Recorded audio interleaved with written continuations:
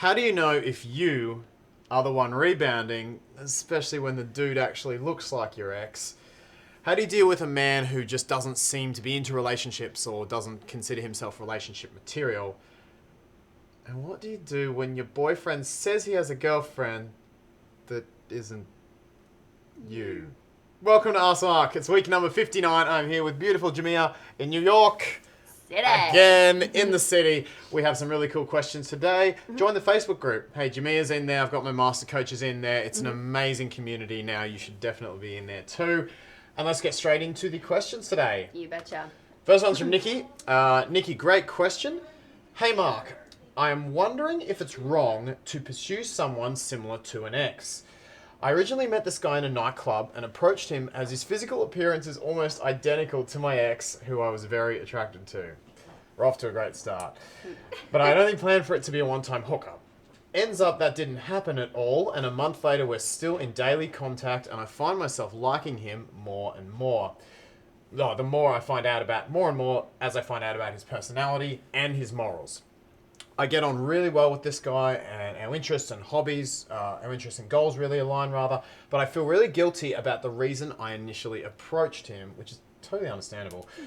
Due to his similarities, I do find myself occasionally comparing to my ex, so I think that's really unfair on him, and any tips on how to avoid this? And Nikki also says, I am also worried about introducing him to friends and family in the fear they'll say something to him about being a physical copy of my ex, as they have already noted the resemblance to me. I'm just unsure as to what to do. I'm really interested in this guy, but I'm worried this could be an issue. Good question. Very good question. Super loaded question. Lots of stuff in there to address. Yeah. So we talked about how to know if how to know if the guy is rebounding. Yep. Now we're talking about how to know if you are rebounding. That's true. You kind of need to figure out how long, we would need to know rather, how long it's been since you actually broke up with your ex. Previous ex. And to the point where you actually met this new guy as well, because I think that's going to play a little bit of a part in this. Time frame plays a big part. Now, there's one question I always go to in this situation, and it's the one that we'll come back to at the end, but this is kind of the big one that you can base the answer to this question around. Yep, and that is, if your ex came back into the picture, what would you do? So would you ditch this new guy and run straight back to your ex, or would you say, no, I'm on a really good thing with this new guy, see you later ex, I'm over you? That's going to be the big thing that's going to determine kind of how you feel and if you are rebounding or not. Yeah, that'll give you a lot of answers. If you answer that question honestly within yourself, if the ex came back, begged for you back, wanted to make things work again, where would your loyalty lie?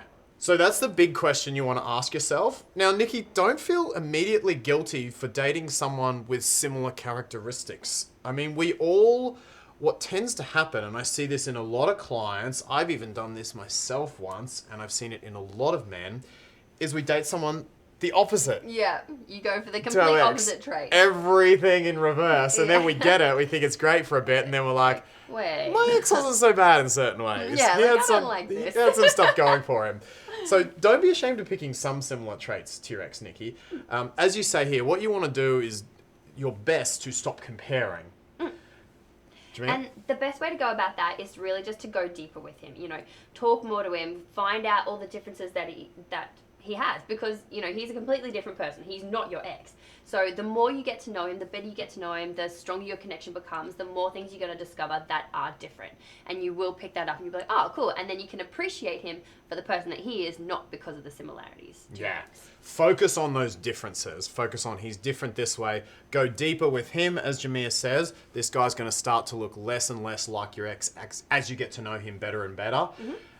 And always come back to that question at the beginning. If my ex walked in now and just begged for me back, would I give him the flick or would I stick with this guy? That's going to give you your answer. Yeah. Beautiful. Yeah. Good question. Second question is from, who we got, Giovanna? Now, Giovanna's in the Facebook group, so come and join it. I'm picking more and more questions from the Facebook group as well, so make sure you're in there. Jamia's in there. Brett, my master coach, is in there doing a fantastic job. Yeah, we're over 1,000 strong now, so... Over 1,000 strong. Come and join us. Yeah. Giovanna... Big question. What if you want a relationship with someone who is not the relationship type? So in my example, 4 years ago, I had casual sex with one guy. Now, 4 years later, We live in the same town again, and we work in the same school, so we are colleagues and friends. But somehow I started falling in love. I really like to talk to him, but sometimes I'm so nervous. I'm not sure if he can see me as potential girlfriend material because we had casual sex. And also, he has never had a long-term relationship, or any public relationship at all for that matter. What do you think? What should I do? How should I show him I want a relationship, not just sex? Sometimes I want to say something a little bit like dirty or flirty, but I'm afraid that he will think that I just want sex. Maybe we should stay friends. So Giovanna, when I read this question, I was actually on a coaching call literally yesterday with a man who was a little bit similar to this. Whenever I read no relationships, especially past a certain age, that sort of 30s or later range, when I hear no relationships, he hasn't had this before, that's telling me that this guy is emotionally unavailable and not out for relationships. Yeah. He's doing his thing. Sometimes it's a conscious decision he's made. More often it's a subconscious decision he's made, that guy, he's not wanting to invest. Me and Jermia were talking about this. Yeah, see, I actually know someone just like this. He's been like this in his entire life. He's just super not interested in having a girlfriend. He will kind of have flings with people here and there, but as far as actual relationships go, not his thing, not interested, and no one is going to change that for him. So my advice on this one, it's not going to happen.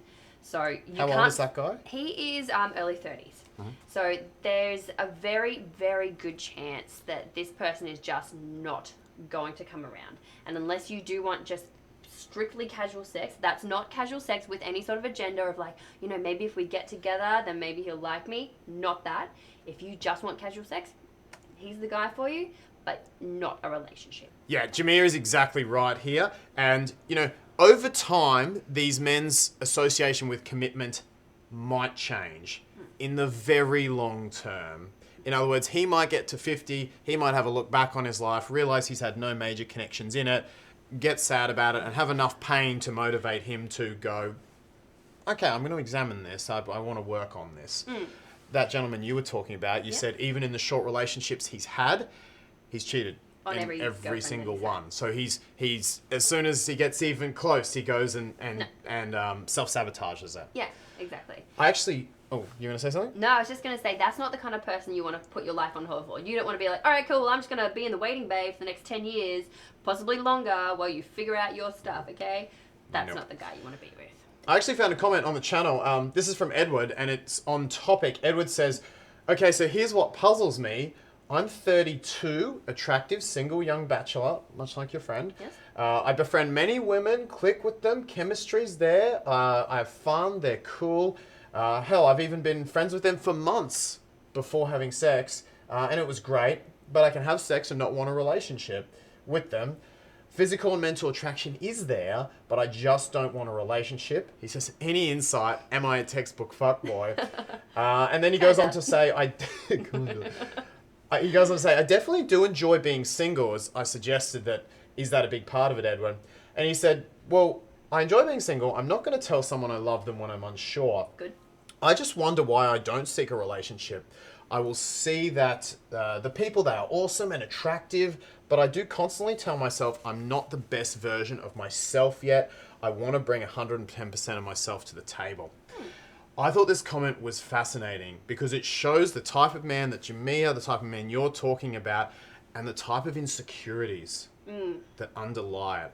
So I don't think Edward's like a textbook fuckboy. I don't think he wakes up in the morning trying to be a fuckboy or trying to be an ass to women. I'm going to break hearts today. Yeah, he's not waking up with that. You can see he's basically saying like, I'm not enough yet. It's an insecurity from him that he doesn't believe he's enough. So a subconscious thing comes up, and likely every time a woman gets close to him, he goes, nah. Like, it's scary. It just feels wrong to him. He bails out before things can even get going. Yeah. If he maybe ends up in a relationship, he probably cheats just to get the hell out again. Yeah. So it can be because he doesn't believe he's enough and there's those insecurities there. It can be because, you know, an example I've seen was when a young man lost his father at a key age. And basically, he said, every time I get really close to someone, I lose that. And so he had a really deep subconscious fear of intimacy. Yeah. So you can get all sorts of reasons for this. It's invariably subconscious, and as Jermia says, don't try to change. Yeah, that's These men. not your issue It's not to your deal issue. with. Yeah, No. they've got to work on that themselves. Yeah. On a slightly less serious note, we have our final question for the day. Slightly less serious. Slightly less serious. Good. It's from Bruisen. Ooh. And Bruisen says, I broke up with my BF because he has a GF and he told me but thought he was joking. Was I right? He told her. I have a girlfriend. Just so you know, I have a girlfriend. Oh, sure you do. No, that's me. No, I have a girlfriend. Okay, I'm gonna break up with you then. Oh, I think thought he you was probably joking. were right to break up with him if he had a girlfriend. Yeah. Seriously, you understand I have a girlfriend, right? Oh, you're such a jokester. I This is love a you, funny mister. prank. Okay. Glad we're together. Okay, I still got a girlfriend though. Just FYI, you're right. Oh, you're serious. Oh, we're broken up. Yes. What? Why didn't you tell me? Break up with him. Yes. Yes. You was right. Yes, you was right. You very much was. Thank you for watching. We are in the Facebook group. We are there, me, the master coaches. We have spectacular grammar in there to answer all of your comments. Don't forget to leave a comment below the video as well. Yep. Questions, Give it a like. thoughts. Yes, give it a like. Questions, thoughts for future Ask Marks. We'd love to hear them. Yes. Don't forget to hit the big red subscribe button With the little bell. so you get the notifications. We'll see you on Ask Mark. Thank you from New York. And yeah, we'll see you again next week. Bye.